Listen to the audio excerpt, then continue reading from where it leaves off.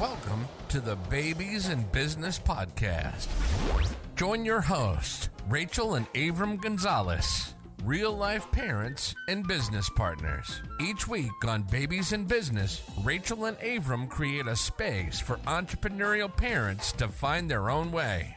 They'll dive into insights on topics like leadership, efficiency, self-awareness, budgeting, and human psychology as they nurture their family and build their business. Here's your hosts, Avram and Rachel. How did I get my spouse to work with me? That's the question of the day. Avram Gonzales here at the Babies in Business Podcast. Rachel, you know the real secret though, don't you? I do. Yeah, there's a story behind it. We are a couple that when we first started out together in our relationship, we had separate businesses. Yep. Today is the story and some great tips and I think supportive resources for you if you're interested in having your spouse come work with you. For sure. Because it's a big decision. Yeah, big decision, but also, a lot of the people that want their spouse to come and work with them see the benefits of them working with them. So many benefits. And we're just going to delve right into that because that's our story. And there's a lot to this story. The nuance is really important today. We're going to start with the story. Then we're going to talk a little bit about why it's worked for us working together since 2020. Yep. All right. It started in Scottsdale, Arizona. We're going to talk about that in a moment. And then we're going to wrap up with 3 keys that have allowed it to work so well since that time. So we got a mix of stories and some real implementable action steps for those of you who want to figure out how to get your spouse to work with you. So was I able to, and can you get your spouse to work with you? No. The answer is no. And the reason is they have to want themselves to work with you. Sure. And so that's where our story started. Rachel owned an alterations business. You helped me start. That I helped you start. I was running Digital Harvest solo at the time with like a virtual assistant or two, and we were working separate. So you had your office on the other side of the house. Yep. On any given morning, I could hear that sewing machine just going like it Right. were. Yep. And I remember on many occasions seeing how detailed and organized Rachel was. And just like, she's the gal that if you tell her about something that she could do, she's going to do it right now. She's not going to do it after the other things that are in her list. Like, she gets this wild hair and she's that person. And that's why you have to be careful with me, because if you say yes to something, you know it's going to happen right now. It's going to happen right now. And so just that thing alone, that spirit that she had, made me think of the opportunity of what it would be like to have her at Digital Harvest. Yeah. But I never mentioned it and never brought it up, never entertained that, because I believed so much in her dream. Correct. Yeah. So we were gifted this trip to Scottsdale, Arizona. It was shortly after we got married. So we got married in October and we went in December to Scottsdale. And we went to this resort that was just beyond my imagination of what was possible for someone to do regularly. So you have this cousin that gifted us this, and they go every year. Shout out to Greg and Kim Gonzales. Thanks, guys. You changed our Yeah, lives. you really, really did. So what happened for me there was just so transformational in just for me, just as a person in general. I grew up with 10 siblings. We didn't have money for really anything. I could go into a whole lot of things there, but it just shifted my viewpoint of what was possible, to say it in the smallest way. So I was there, and my plan was, since March, since the shutdown in 2020, I wasn't really able to function in my business. My plan was to kind of jumpstart my business. How would I do this? How would I make it like have a resurrection or something? And it didn't take long. I think we weren't there a day, and I had said I just saw myself in your business, and I thought, gosh, I've been mourning the loss of my business since March. Avram's been kind of in denial because he doesn't really know how much it affects me. And then I just really saw how I could benefit your business. I was seeing that you were also doing some stuff. You had lost a lot of clients because of cleaning clients. Yeah, they were house cleaning businesses that were in trouble. Yeah, they couldn't even go into those homes and actually render the service. So they couldn't pay for the marketing that you were doing for them. So you were struggling, and I came in and I was like, gosh, I've got great plans. I could help you so much. So we were out on a hike one day here there in Arizona, and I said, hey, I think I want to shut down my business. And you're like, yeah, we could shut down your Google business listing temporarily. I was like, yeah, let's do that. And in my head, I was like, yeah, I got to ease this guy in because he helped me start this business. He helped me get it on the internet map. There was one morning that she was still working a part-time job, getting the business going. And I was in my boxers for 4 hours with the TV on in the background doing something. And I built her website when she was at work. Yes. That's how it all started. Yeah. So you were building into my business and my dream. And so that day passes and Avram was like, yeah, okay, cool. We'll just shut down temporarily. And then the next day we had gone on another hike because Scottsdale is great like that. You can go pretty much anywhere, anytime. It was beautiful there in December. It was great. It was so great. The weather was wonderful. So we were on this hike again and I said, so, I don't want to shut down my business temporarily. I just really want to shut it down. And I want to come work with you. And then I started proposing what I could bring to the business. And I didn't really have to work very hard. But here's the thing. Avram never let on that he would welcome me in the business. So I was kind of putting myself out there. But that's kind of the story of our marriage and courtship. Okay. Me putting myself out there, him putting himself out there, and just hoping that the other person catches what we're saying and takes it. So I told you I wanted to join your business, and that's when you revealed to me, oh my gosh, after you were very, very sad and you didn't want me to lose my dream, and that was owning my own business. And I just reassured you that I got my hobby back. I don't have to work with clients. I don't have to scrape for the scraps that you get with being an alterations person. People don't want to pay what it actually takes, like the time and energy and the effort and this craft that goes into it. So I proposed to you that I come and work with you. And then you got to explain to me that you had wanted me in your business for a long, long time. So that was such a great way to be received in putting myself out there and saying, I wanted this. Yeah. And that was the important thing, is that she came to it and she also knew that she had something to offer. Yeah. We've talked to couples before and it's like, well, you want your husband or your wife in it, but like what are they bringing to the table? Exactly. That's a real question. You love them, maybe they're dependable, but that's it. But do they have any skill sets? Do they have, right. Are you guys actually compatible? I think that's one of the big things, and maybe we talk about that now.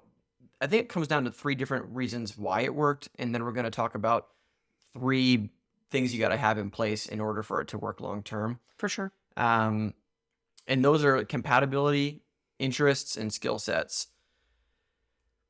Our compatibility was good from the beginning. And we figured that out because we did so many things that had nothing to do with business together. Like on the personal side, I love the business. I love the money side. I love to keep track of our budget and household stuff and take off all of the calls around that. You were just so happy to hand that over to me because you just don't love that stuff. But I feel like I'm a kid in a candy store when I do stuff like that. So she's the fast action taker. I'm the one that's going to think about it. There's so many things that we are just very opposite on. And I think that's where compatibility comes in. I ran in business with somebody else. I won't say I did the business together with them. It's not totally true. Sure. In the past, but we were so much the same character. Yeah. We were both the hero. There's not room for 2 heroes in a well-defined story. Well, I'll be your, what is it, Robin's your Batman? Yeah, exactly. That's so funny. There's a oh man, that's great, Rachel. There's a framework in the entrepreneurship world that's called Entrepreneur Operating System, EOS. Rachel's gonna collect herself right now, because she's seeing how red my face got. That's for I didn't blush for some reason. I don't know why. It's just like, I like the, never mind. I was going to say, no, I just won't go there. All right. So with the EOS, there's two types of people that are defined, the visionary and the integrator. So that's the Batman and Robin in the business world. The visionary is the one's got all the ideas. They're probably like ADD, ADHD on some level. They have no sense of self-control or reining it in. Sure. And then the integrator is the one that just actually makes the stuff happen. Is like, can we just stop talking about it and go? Yeah, sure. So from a compatibility perspective, we've always been like that. Well, and I just think that, like, that's my personality. I will support this person. Mm-hmm. You are the visionary. I can support you with actually helping your dreams and your visions come true. So I get to validate what you're saying, maybe put it on a list and we'll get to it. Maybe it's a really great idea, or we just say, no, now's the time we do that. So, Yeah. With me and my ex, it was like just tons of ideas and then just nobody did anything. Right. And then you get demotivated. You got because demotivated. you just can't get anything done. So yeah, that's one of the things is we were really, really compatible. And there was a test that we took, the Clifton Strength Finder test. You will love this. I think you need to take a test that's this or something like it. We paid $50 and it was so, so worth it. It actually changed our personal relationship. Not that we were struggling. By no means were we struggling. What it did was it just gave me the ability and the permission kind of to celebrate your strengths while being aware of your weaknesses. Yeah. And vice versa. Yeah. But also not getting mad at the fact that you weren't the same as me. Why? I don't want you to be the same as me. Why would we want someone to be the same as we are? We can't really realistically expect that. But I just get to look at you and, we get to joke and laugh that you're not the same as me, and it's okay. And there's no judgment around it. Yeah. And that was a game changer because I think we have a lot of, even to ourselves, hidden expectations of how somebody else should show up. Absolutely. But when you see it written out clear as day with something like the Clifton Strengths Finder, you do have to giggle and then catch yourself being like, why would I ever expect her to be like that? When that is just not her. Then it's silly and it's like, well, maybe they're in the wrong role. Or maybe we got to adjust things. Or maybe I'm just expecting too much of somebody. All of that came into perspective with that Clifton Strengths Finder. Yeah, and that Strengths Finder really showed us, we already knew we were opposites. We would tease that we were opposites. But it truly showed us in black and white, and there is color on that form, how truly opposite we were. Where I am someone that loves lists, I love order, and I love dependability and things like that, and I love to build into people and relationships and things like that. I found my greatest strength by answering all those questions that went into that test. But also I just love that I'm able to celebrate and really put words to all the things that I love about you. Mm-hmm. And it's not about what you don't do. It's not about your weaknesses. Your weaknesses, I am so grateful that I get to fill that role because I love the things that you don't, and vice versa. So it's truly a match that's perfect. Yeah. There's a couple others out there. I'm not sure the names, but we just found success with this one. And I just recommend this. It was Don't incredible. go anywhere else. Yeah.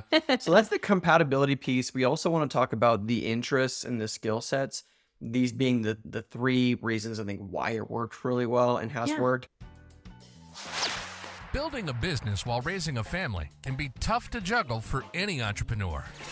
Knowing where to focus and how to spend your limited time is critical to your success. That's why Babies in Business has produced and made available a fantastic audio resource for you. It's titled 5 Key Focus Areas to Build a Profitable Business Without Burnout. During this short training, Rachel and Avram peel back the curtain on their secrets to building a business that serves your family, your dreams, and beyond. To download your free copy of the 5 Key Focus Areas, go to babiesandbiz.com/download.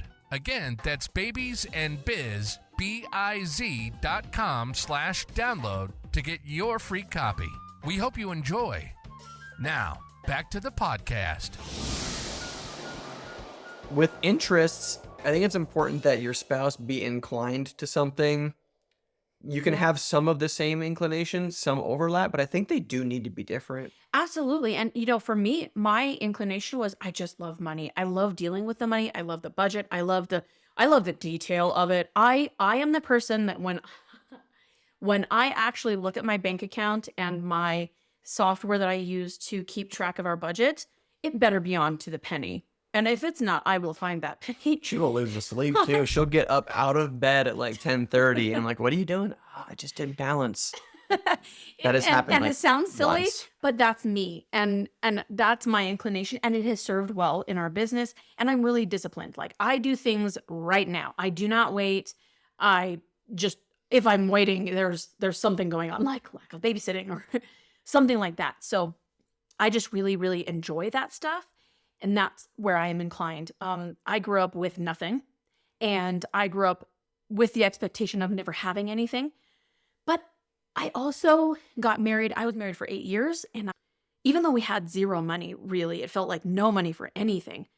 I single-handedly made it possible to buy a house. And I have owned 2 houses in my life. And that's something that I never thought I would do. And that's because of my discipline with money and my willingness to make small sacrifices now for later. And you weren't schooled in that. You didn't have a background in that, but you were inclined to that. Correct. And that's the point about these interests, these things that people can't stop thinking about and obsessing about, regardless of their education or their background. Absolutely. For me, it was like growing up, my mom really nurtured in me this artistic side and this creative side. And while I didn't continue to create art, I started looking at the world with more creativity and how I would solve problems and be a creative And problem games. solver. And I had a love for games, right? So these different things map out really well to the roles and things that I serve in the business. The things that you just mentioned roll right into the roles that you have. And guess what? Again, they're different. Right. They do not overlap. They do not overlap. So that's, I think, all I have to share about the interest side. The last piece is your skill sets. Yeah. So it could be similar and related to those interests, but like for me as an example, I've learned tons of different types of marketing. Sure.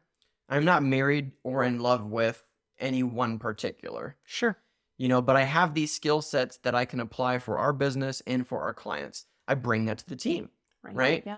I am not great at website stuff, but I know enough that if we're in a pinch, I can do things, right? So I bring these skill sets to the table. Sure. Your spouse has to bring some skill sets to the table. Like, here's the deal. If your spouse can't work Microsoft Word and Microsoft, any of those products, you think they're going to struggle helping you out with some admin stuff? Yeah. Yeah, for sure. That's a big deal. There's other skill sets that can be more complex, some more simple. But if you don't have them, how are you going to be of benefit to the team? Yeah.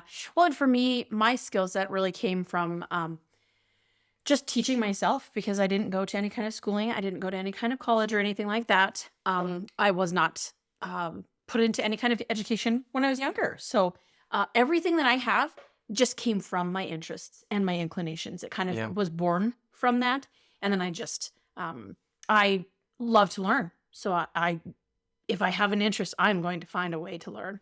Another skill set you're sleeping on, I think, Rachel, is the experience that you gained as a missionary in the LDS church. Sure. A long time ago, right? Yeah. So Rachel serves as client happiness officer right now for our business, which means she's the one that's face to face with all of our clients, and building those relationships, because she was out there building relationships with strangers.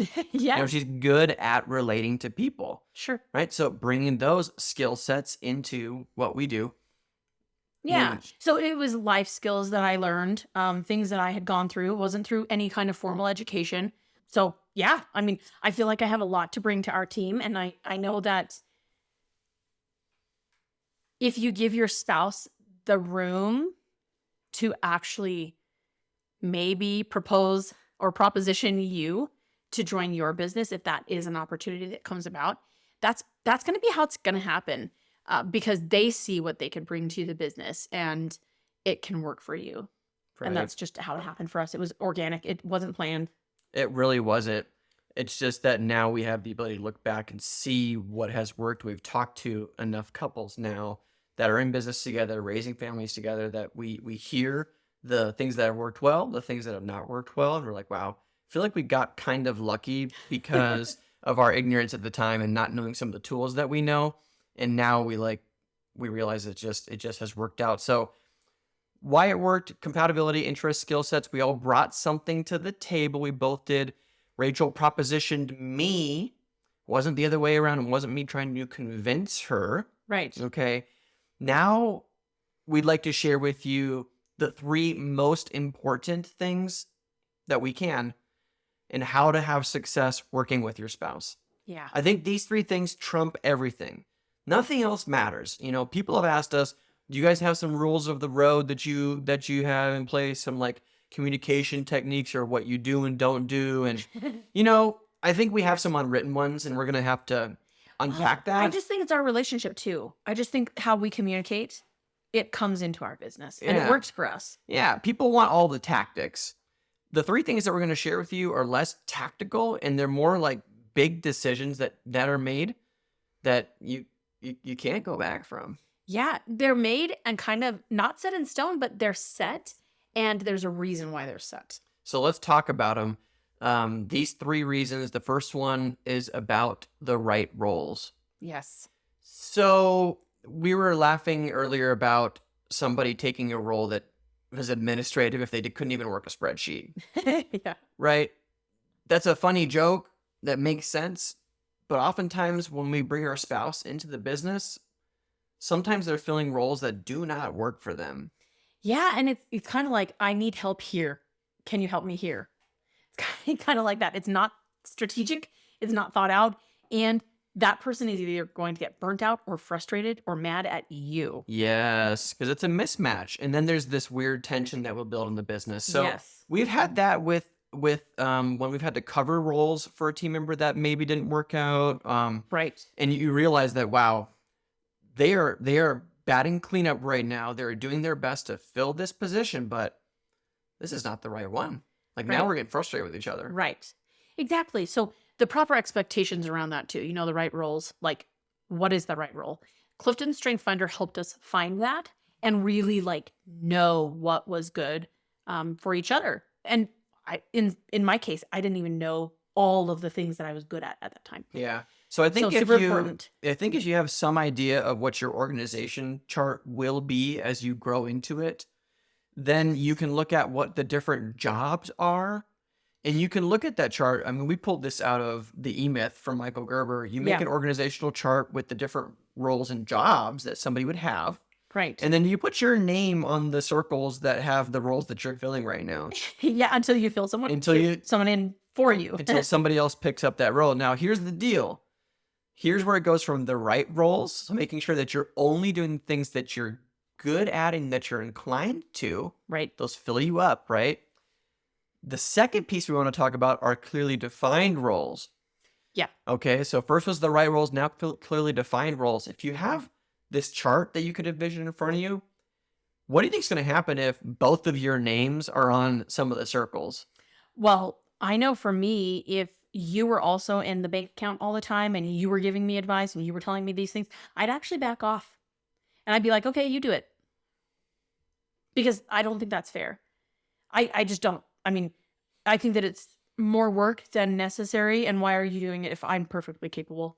Yeah. So it's really, really important to have that clearly defined, like those boundaries of this is my role and there's trust involved. So if you can trust that person, sometimes people can't even trust their marketing company to do the marketing for their business, let alone their spouse to do this one or many parts. Yeah. Or the agreement is like, let's say it was even more simple. Let's say that you were only managing the finances of the business, like finances and billing. Yeah. If I started asking you to do things that are outside of that, sure. Well, then the role's not clearly defined anymore. Correct. Right? The agreement's a little bit different. Correct. And then it's kind of like, okay, well, what does done look like? Or, that's where the question could come. Okay, so is this temporary? Am I just filling in for a little while or that kind of thing? Yeah. And I think the thing is I think it's easy to slip into that Yes. when you're in a relationship and doing business together. As well, also because it's like you want to help the other person out. Maybe I want to help you out. I see you're stressed. Hey, how could I help you out? And then you're like, well, I've got this thing to do, and I volunteer to do it. And I'm like, oh, this is bad. This is not for me. Being willing to actually say that and not take that role on is important. Yeah, I think that's why this was such a hot topic that we brought up on Facebook like a couple weeks ago, maybe a month ago now. Quite a while. It's just because it's not always black and white, and it gets so blurred when you're in business and relationship together. I think this clearly defined roles, you already touched on it. The third thing is the autonomy. So if you don't trust your partner to take care of it, you're done. Yeah. And that means that you're not like checking up on them like you would an employee. Correct. Because they're not. Correct. Like for me, when I'm doing this stuff, like I'll balance the books, or I will just make the transfers because we do profit first accounting. I will have just made the transfers and I'll say, hey, Avram, you've got to see these accounts. This is pretty cool. Yeah. And then I'll show you the amount. And you see, oh my gosh, wow, our OpEx is really, really beefy right now, or whatever that is. But I'm not showing it to you because I think that you need me to account to you. Mm-hmm. I'm more like, wow, look at us, so it can feel like a team. If you don't feel like a team and you feel more like an employee, like if you're working together as a spouse with your spouse and you feel like you're being watched and not trusted, well, it's probably because you're not trusted. And you need to have those conversations because you will not be able to function in the long term, and it will cause problems in your relationship. Absolutely. If you can't have these open conversations and have these things clearly defined and have that trust element is crucial. And these are the three most important things. I told you they wouldn't be tactical. Yeah. You might call them more theory, but they're the important decisions that need to be made up front. And a decision includes your contract, your personal contract that you have with your spouse, your partner who's working with you in the business. If it's not written down, it's unspoken, but it's still there. Right. And it's if this is you wanting to have your spouse join you, it'll take time. Maybe it will, maybe it won't happen. Who knows? They gotta come around to it on their own. Correct. That's the only way you can be sure that the motivation's in the right place. For sure. And then with these things, the right role, clearly defined roles, and the autonomy, this is you doing the hard work. The hard work of figuring out what do you need to be doing? What do they need to be doing? What are they interested in? What fills them up? What feeds them? If their job doesn't fill them up and feed them, you are not going to have longevity with this.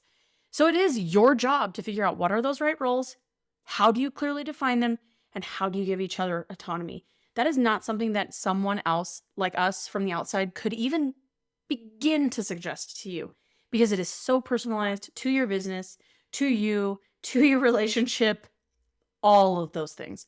So it does take a lot of work. And we've gone through a number of different things that have helped us with this, like Clockwork helped us with a lot of the foundational stuff around our business. Yeah. Clifton Strength Finder has helped us to figure out more about who we are. There's, oh goodness, the E-Myth we mentioned. So there's a lot of different things that you can learn about, like structures and things and how things can look, and then see yourself in those structures and then tweak it for what your business and your life looks like. Yeah. Wow. Powerful episode. How do I get my spouse to work with me? Well, you don't get them to work with you. Nope. They come to you, and you got to pray a little bit that it's the right match, or that you can set it up in such a way that you can both thrive and be successful. Yeah. Yep. So with that, we appreciate you listening in. We would love to hear some of your feedback. Are you working with your spouse? Do you have some other things that you would throw here in the hat about success tips that have allowed you to have a long-term working relationship with your spouse and just have all the things? We would love to hear about it. Find us on social media at Babies and Biz Pod. You can email us at hello@babiesandbiz.com. Last and final request before we go to the next episode. Please get on Apple Podcasts and leave us that 5-star review, as well as some nice words that go along with what you're getting out of the podcast. People read those reviews and make that decision to tune in or to keep scrolling. And we'd really appreciate your support in sharing us with the world. With that said, we appreciate you again. Bye for now. Bye for now. Thanks for tuning in to this week's episode of the Babies in Business Podcast. Who do you know that would benefit from hearing this episode? Share it with them and post about it on social media. You can find the show notes for this episode, free downloads, and connect with the rest of the community at babiesandbiz.com. We'll see you next time.